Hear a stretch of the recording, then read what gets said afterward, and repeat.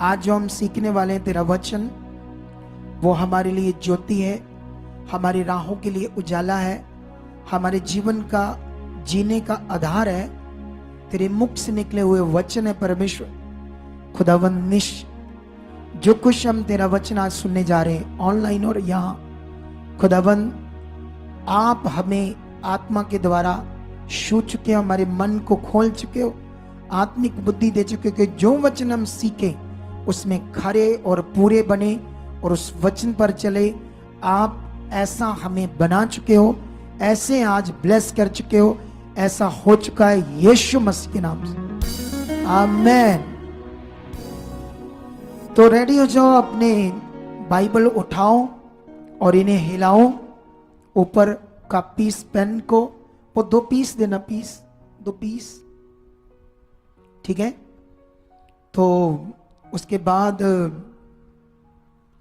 हम लोग आज के वचन को सुनेंगे जल्दी जल्दी। तो आप लोग खुश हो कितना? अब कितनी बरकत चाहते हो? जितनी चाहिए उतनी मिल जाएगी, डोंट वरी। वो परमेश्वर है, उसके पास कोई कमी है ही नहीं। आसमान जिसने बनाया, पूरी दुनिया के लिए सोना, हीरे, जवाहरात, मोती, पीतल, लोहा, चांदी, ये परमेश्वर की बनाई चीजें हैं। उसने ऐसे बोला और बन गई। वो आपका परमेश्वर है, ठीक है। आपको उसे समझना है, आपको उसे जानना है अच्छे तरीके से। अगर आपने उसे समझा नहीं, जाना नहीं, ठीक है, फिर आप कैसे उससे काम ले पाओगे? समझते हो या नहीं? अगर आप समझते हो सिर्फ हम संगति में आए हैं और अपोस्टल जी खुदा के दास बस प्रार्थना करेंगे, हम बस इतना काम है हमारा, ये तो आप कच्चे हो, अभी कच्चे। ये सीख लो, क्योंकि वो जो बच्ची है अभी जो रिपेंट कर रही थी, अब सोचने वाली बात है, बड़ा विषय ये है कि ये मैं उस समय भी ऐसी चीजें समझाता था कि आपको कभी भी यहां से कोई डाइवर्ट कर देगा। क्योंकि जब किसी ने आपको कहा मेरे बारे में, मान लो कुछ गलत, आपको कैसे पता मैं गलत हूं या नहीं? वो तो आपको पहले चेक करना पड़ेगा ना, पता लगाना पड़ेगा मेरे बारे में। अगर आपको प्रूफ मिल जाए तो छोड़ दो चर्च। क्या कर दो?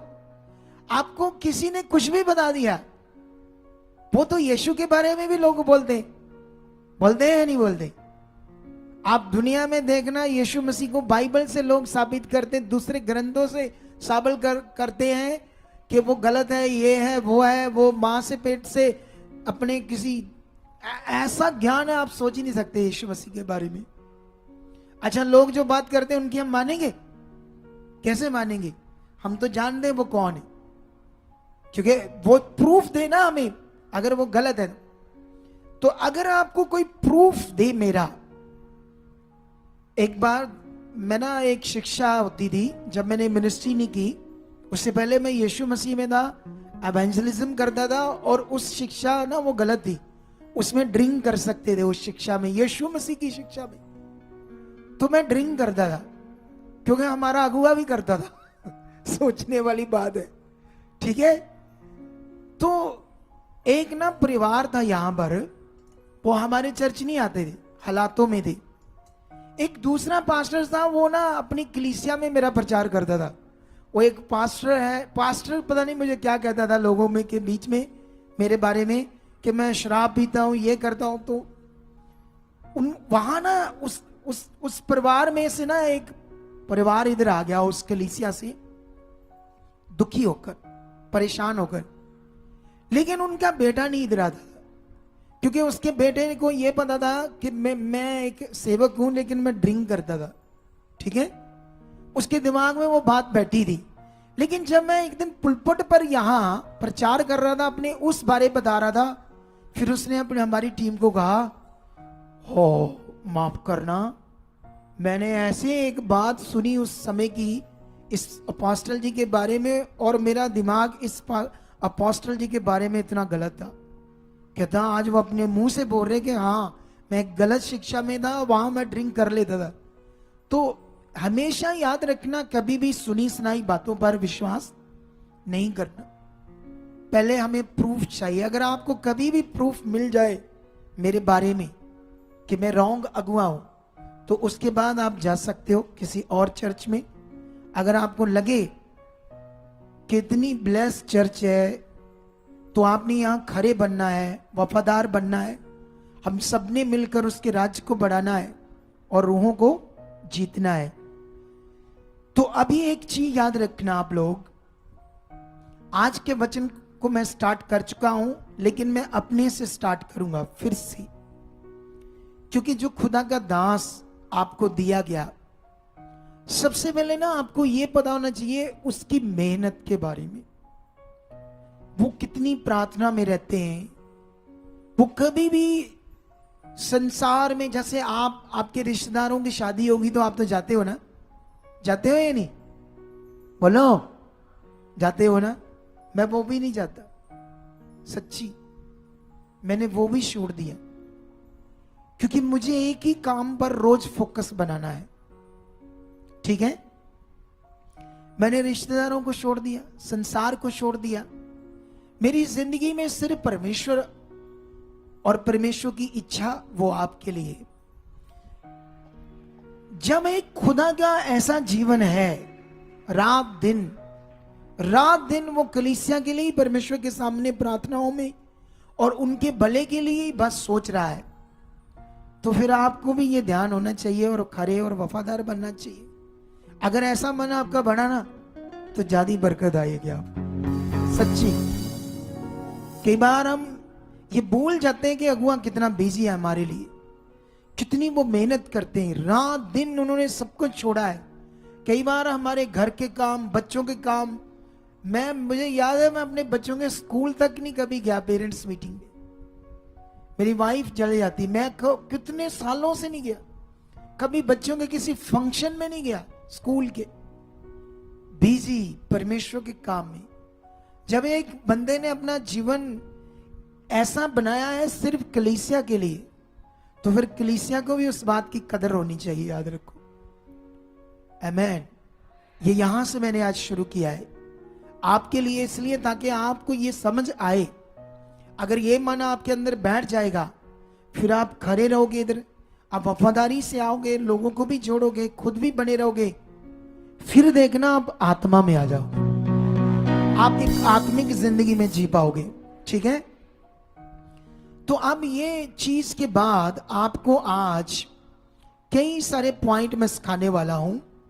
सबसे पहले हम जाएंगे कि प्रभु भोज, क्योंकि आज एक तकिया लाना, तकिया पीछे, ठीक है, सुनो तो देखो।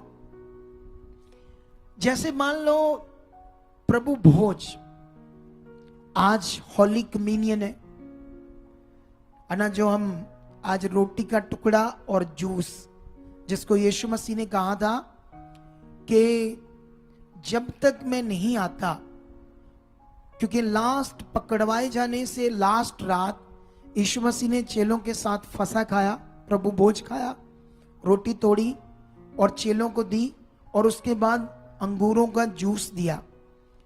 और दोनों के विषय में यीशु मसीह ने कहा, ये रोटी मेरी देह है, और ये यीशु ने अपने उस जूस को ये कहा, ये नए नियम की वाचा का वह लहू है जो सारे जगत के लिए बहाया जाएगा, लो इसे भी पियो। ठीक है, अब आपको ये समझना है ये क्या है प्रभु भोज, क्योंकि अगर आपको पता नहीं है तो ये रीति है। फिर रोटी का टुकड़ा लिया और थोड़ा सा जूस पिया, 2 मिनट के लिए मुंह में लिया, बस किया तो हो गया प्रभु भोज। मैं जानता हूं नहीं पता होगा बहुत सारे लोगों को, ठीक है। तो आप लोगों को आज यही चीज समझनी है, क्योंकि ये जो प्रभु भोज है ना, अब बड़े विषय में आपको लेना होगा आज से। और जब अगली बार आप आओगे तो व्हाइट कपड़े डालकर आना, अगले हफ्ते, मतलब अगले महीने के जब आप प्रभु भोज लेने आओगे। हर बंदा, प्रभु भोज होता है महीने के पहले संडे, हर जब महीना चढ़ेगा, अगला महीना जब दिसंबर का चढ़ेगा, तो उसका पहले महीने में जो भी संडे आएगा, 2 को आए, 4 को आए, 5 को आए, जिस भी तारीख को आए, आपने व्हाइट कपड़े डालकर आने हैं प्रभु भोज के लिए। कपड़ों का कोई मैटर नहीं है, लेकिन मुझे ऐसे एक आत्मिक समझ सी आ रही है आपके लिए, बस ये याद रखना, ठीक है। हम आज इस विषय को सीखेंगे, क्योंकि अगर ये सीखा नहीं आपने तो फिर आप आगे नहीं बढ़ पाओगे, ठीक है। क्योंकि अभी आप लोगों को ये सीखना है, जो बाइबल है वो परमेश्वर ने क्यों दिया, क्योंकि बाइबल परमेश्वर का दिया हुआ वर्ड है, वर्ड ऑफ गॉड, लिखित रूप में। शुरू से लेकर क्या हुआ, नबियों के साथ क्या हुआ, राजाओं के साथ क्या हुआ, कलीसियों के साथ क्या हुआ, क्या उसमें आज्ञाएं थी, और पुराने नियम में कौन सी रीतियां दी थी शरीर के कारण, जब तक नया प्रबंध नहीं आया, तो कब वो बंद होगी और कब नया नियम शुरू हुआ। ये सब बातों को हमारे लिए समझना क्या है, और ये हमारे लिए जीवन है। और अगर हमने इसको नहीं समझा अच्छे से, क्योंकि अगर समझा नहीं तो फिर आप आगे पीछे हो जाओगे। सबसे पहले आपको ये सीखना है, प्रभु भोज लेने का मतलब हमारा जो जीवन है वो परमेश्वर के स्वरूप में बदल जाए। किस में बदल जाए? प्रभु भोज लेने का मतलब ही ये है कि हमारा जो जीवन है वो परमेश्वर के स्वरूप में बदल जाए। अब आपको ये समझना पड़ेगा स्वरूप किसको कहते हैं, क्योंकि अगर आपको ये पता नहीं है स्वरूप का मतलब क्या होता है तो फिर आप कुछ और चीज करने लगोगे, ठीक है। तो इसलिए आपको ये सीखना है स्वरूप, क्योंकि स्वरूप हमारे जो हम लोग हैं, हमारी जो शारीरिक भाषा है उसका ये मतलब होता है, जैसे मान लो मैं हूं, तो अगर मेरा बेटा मेरे जैसा शक्ल से हुआ तो उसको खड़ा किया तो कोई बोलेगा ओरे देखो अपने बाप जैसा, सेम टू सेम इसका स्वरूप है, अपने बाप पर गया है ना। तो जैसा मेरी शक्ल है वैसा अगर उसकी शक्ल है तो उसको क्या बोलते हैं? स्वरूप, दुनिया के हिसाब से, ठीक है। अब सोचने वाली बात है कि यीशु कैसा था शक्ल से, किसी को भी नहीं पता, क्योंकि यीशु मसीह की उस समय कोई भी फोटो नहीं होती थी। उस समय यीशु मसीह की कोई भी फोटो उतारी नहीं गई, तो किसी ने भी यीशु मसीह की फोटो बनाई नहीं जो हमारे पास आ जाए। अगर पुराने जमाने की जितनी भी फोटोएं हैं राजाओं की, कुछ भी, वो एक काल्पनिक कल्पना से सोचकर बनाई गई, चलो ऐसा था, ठीक है। हमारी समझ के लिए, उसके बारे में अंडरस्टैंड करने के लिए, वो टीपू सुल्तान था, वो झांसी की रानी थी, वो ऐसा था, है ना, ऐसा करके हमारे लिए। तो उस जमाने में फोटोस नहीं थी। तो अब यीशु मसीह की कोई भी फोटो ओरिजिनल किसी के पास नहीं है। अब यीशु मसीह कैसा था ये तो पता था कि उस जमाने में हर इंसान चोले डालते थे, ठीक है। चोला समझते? चोला, उसको उस समय भाषा में बोलते थे बागा। ऐसे जैसे मुस्लिम लोग नहीं कश्मीर में डालते, कश्मीर में जाओगे तो आपको मोस्टली मुस्लिम लोग बागा डालकर मिलेंगे, ऐसे पूरा ऐसे कोई सीन सून नहीं होती, लंबे से कपड़े। उस जमाने में कौन से टेलर होते थे इतने बढ़िया, या फैशन डिजाइनर होते थे कि ऐसे ऐसे कपड़े डालने चाहिए थे, सीधे कपड़े होते थे, ठीक है।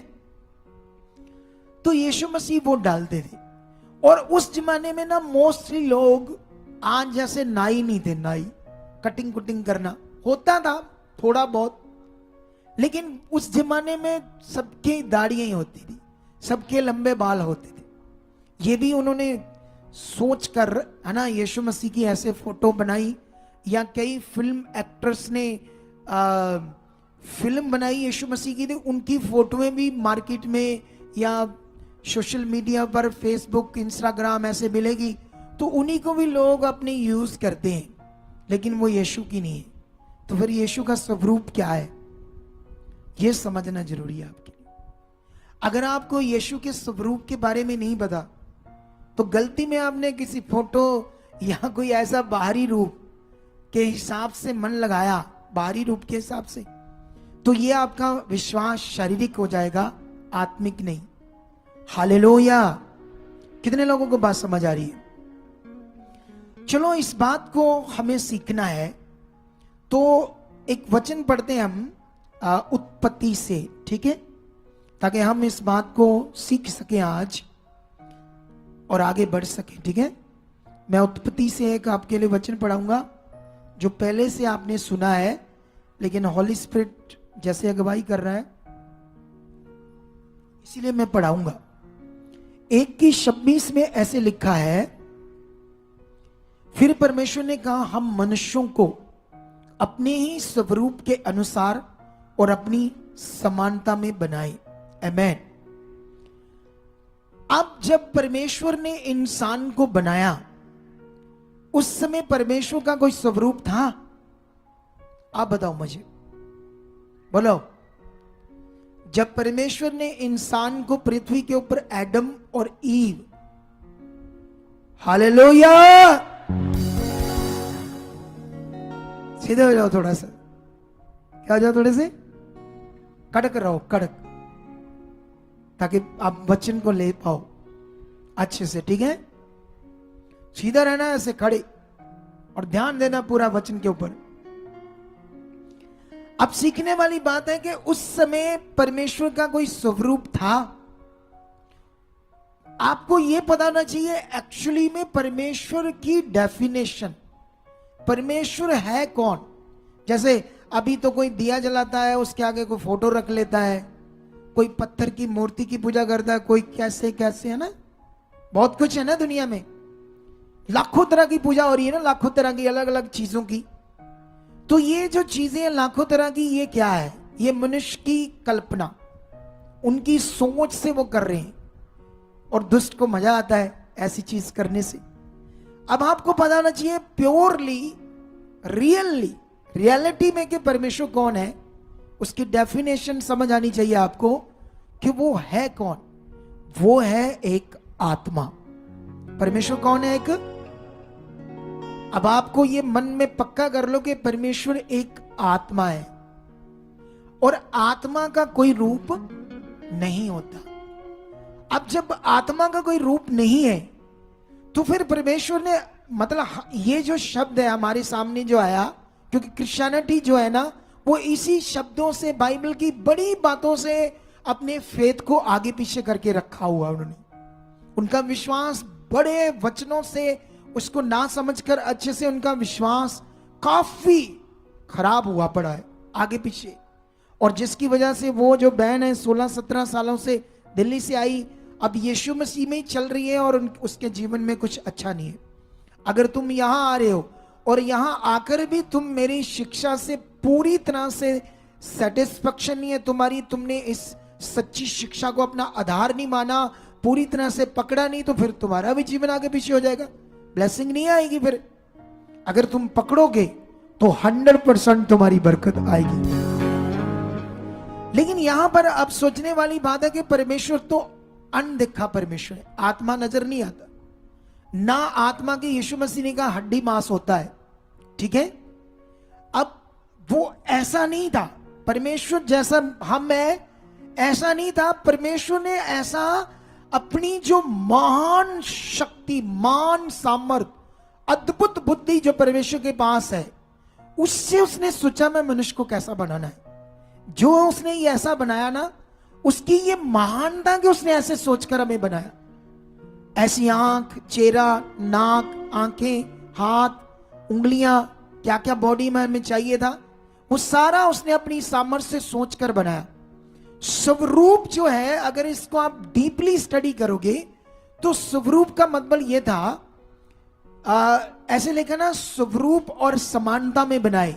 ये इंग्लिश के दो शब्द थे, एट्रीब्यूट्स एंड फीचर्स, जिसका मतलब होता है कि परमेश्वर ने अपने गुणों को इंसान के अंदर डाला और अपनी विशेषताओं को इंसान के अंदर डाला।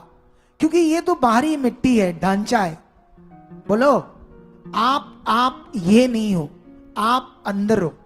बोलो, आप तो इस शरीर को देखकर चलते हो ना, इसको क्रीम लगाना, ओहो मेरे वाल जे इथों आईब्रो होने वाले हो गए हुन, की होने वाले हो गए हैं, वो बड़े हो गए हुन। आप इसको देखकर चलते हो ना, किसको? लेकिन एक्चुअली में आप अंदर हो असली वाले। जब आपका न्याय होगा इस मिट्टी का नहीं होगा। आपकी सुंदर आंखें जिसमें आप लेंस डाल लो नीले बिल्ले ऐसे करके खूबसूरत बनाने के लिए, नकली वो पलकें करके आजकल आपको YouTube फेसबुक पर मिल जाएंगी लेडीज। आपको समझ आया कि नहीं? हो सकता है आप में भी कई लोग अभी शरीर में होंगे, शादियों में लगाते होंगे, वो शादियों में ज्यादा लगाते हैं वो लोग। ठीक है, सुनो, आपके शरीर का न्याय नहीं होगा, आपका न्याय होगा जो आपका भीतरी मनुष्य है, उसको बोलते हैं आपका मनुष्य आत्मा। आपके अंदर जो आत्मा ना, मनुष्य आत्मा, आपका आत्मा, परमेश्वर का पवित्र आत्मा की बात नहीं कर रहा मैं, वो है आप जो आप अंदर हो। ठीक है, उसका होना न्याय। उसमें परमेश्वर ने अपने गुणों को, अपनी विशेषताओं को डालकर हमें बनाया था, इंसान को, आदम को और उसकी पत्नी को। ठीक है, लेकिन उन्होंने क्या किया, गुनाह करके बिगड़ गए, और वो जो विशेषताएं थी उनके अंदर, जो आत्मिक गुण थे, उन्होंने जैसे आप भी कई लोग क्या करते हो ना,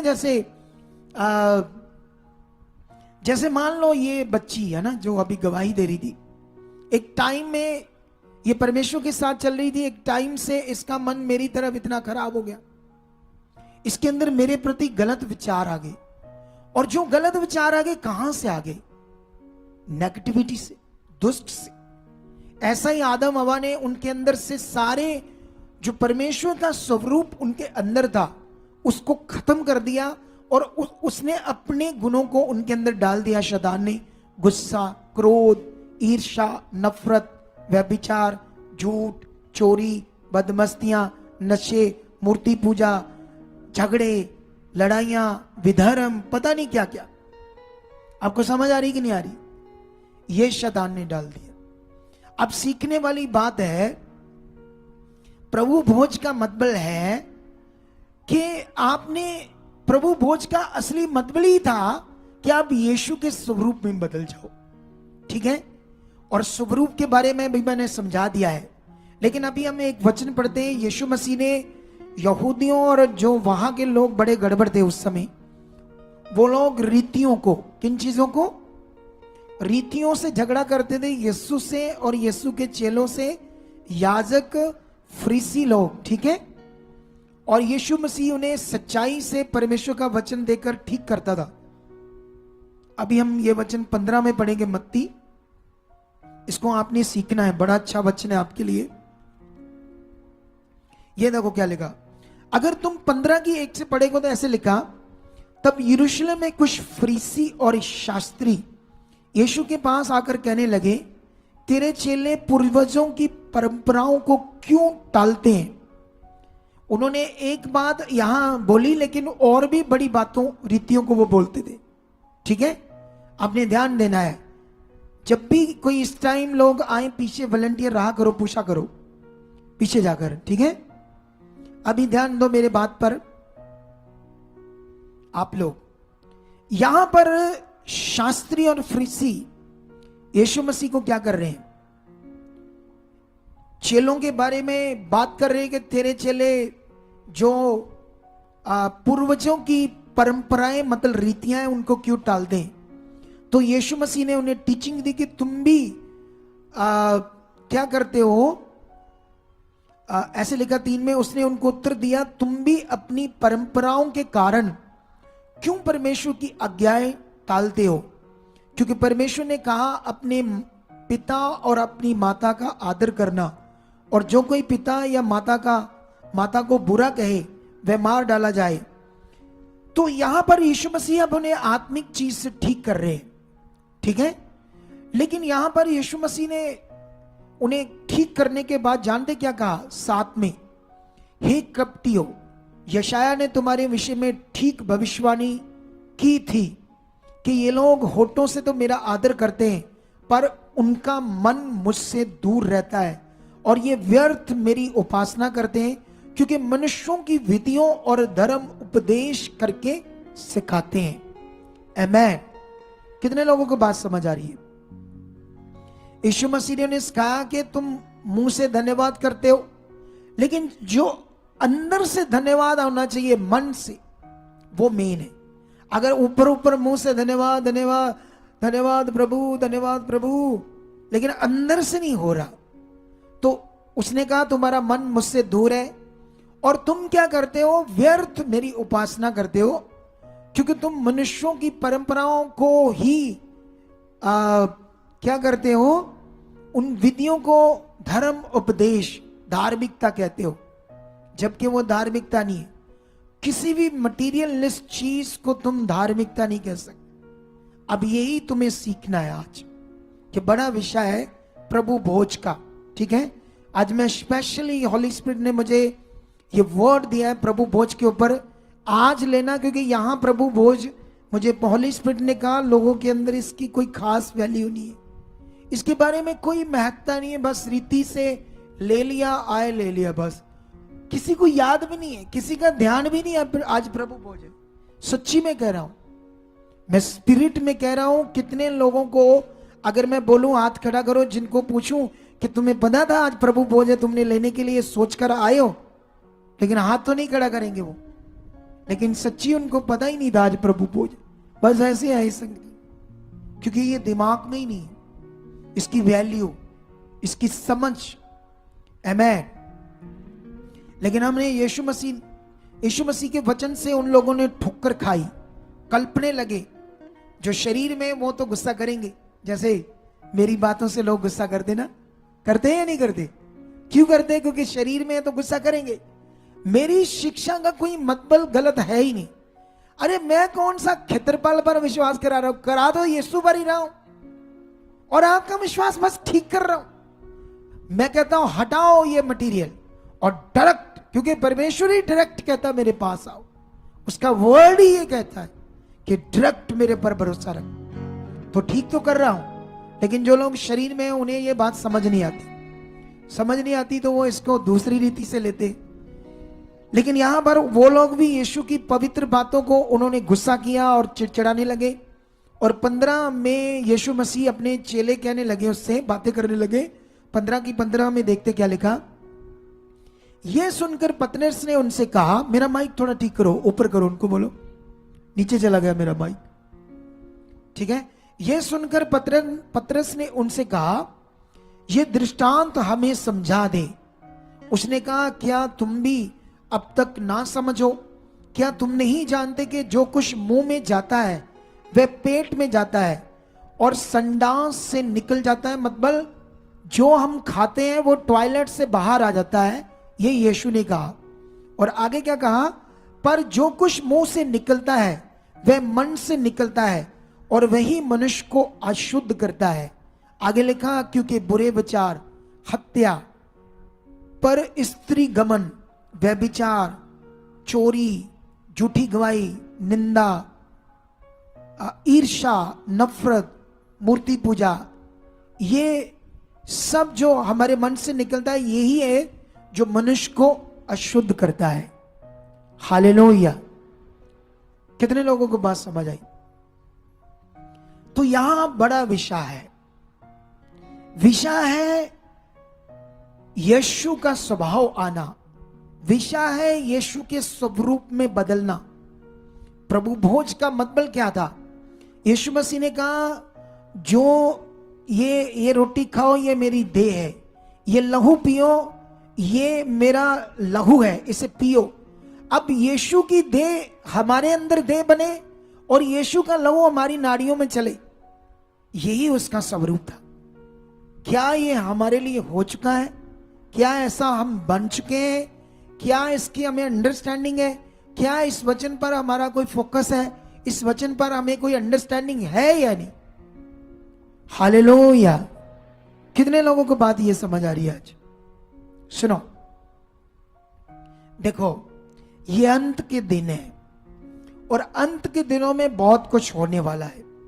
ठीक है, अंत के दिनों में शैतान किसी को भी यूज कर सकता है, परमेश्वर के लोगों को भी, कलीसिया को भी शैतान। जैसे कलीसिया ही नहीं तोड़ा ना उस लड़की को, तो किसने यूज किया उसको, उस कलीसिया के बंदे को?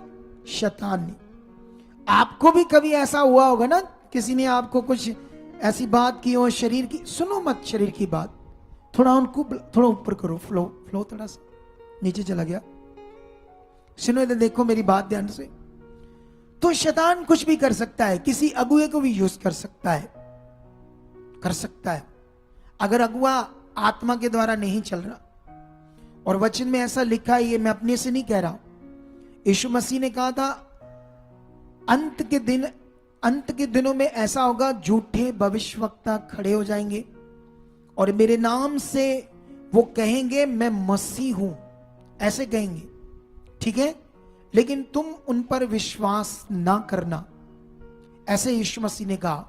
यीशु मसीह ने ऐसे भी कहा मत्ती 7:21 में कि बहुत सारे ऐसे होंगे जो मेरे नाम से कहेंगे हमने प्रभु तेरे नाम से दुष्ट आत्माएं निकाली, तेरे नाम से भविष्यवाणियां की और बीमारों को चंगा किया, पर मैं उनसे कह दूंगा हे कुकर्म करने वालों मेरे पास से चले जाओ, मैं तुम्हें नहीं जानता। यीशु मसीह ने ऐसे भी चेतावनी दी, ऐसे भी शिक्षा दी। इसीलिए हमें अगर एक अगुआ दिया गया है और हमें जो सिखाया जा रहा है उसको पकड़कर, क्योंकि उद्धार बड़ी कीमती चीज है, ये कभी भी शैतान आपको डाइवर्ट कर सकता है, आगे पीछे कर सकता है। अगर आपने यीशु की जगह किसी मनुष्य को दे दी, यीशु जैसा विश्वास एक मनुष्य पर आ गया, एक पास्टर पर आ गया, एक अगुए पर आ गया, अगर ऐसा विश्वास, तो याद रखना उद्धार गड़बड़ हो गया, मुक्ति गड़बड़ होगी।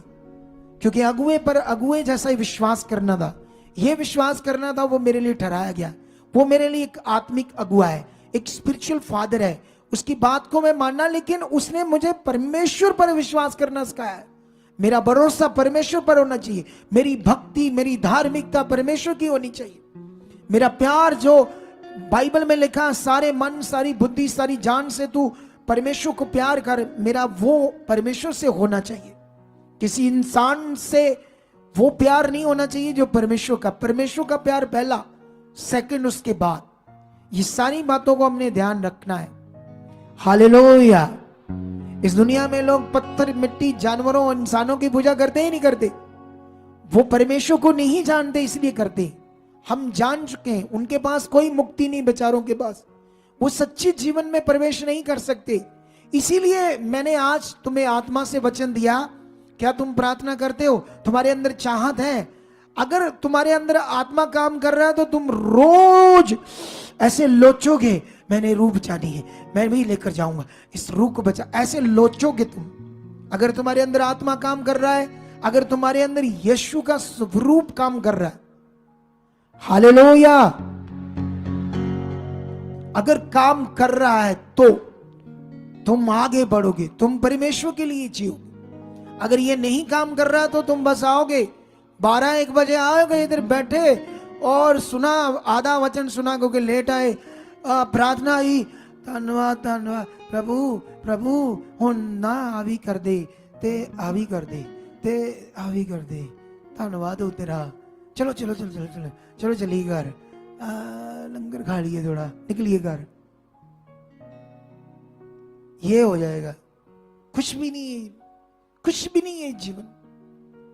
ऐसे जीवन के ऊपर कौन राज्य करेगा? शैतान। ऐसे जीवन को कौन पकड़ेगा? वो काम कर रहा होता आपके अंदर, आपको पता ही नहीं होता, गुप्त में काम कर रहा होता, अगर आपको समझ नहीं आई तो ये बड़ा विषय आप लोगों के लिए। देखो, याद रखना, हमने बाहरी रूप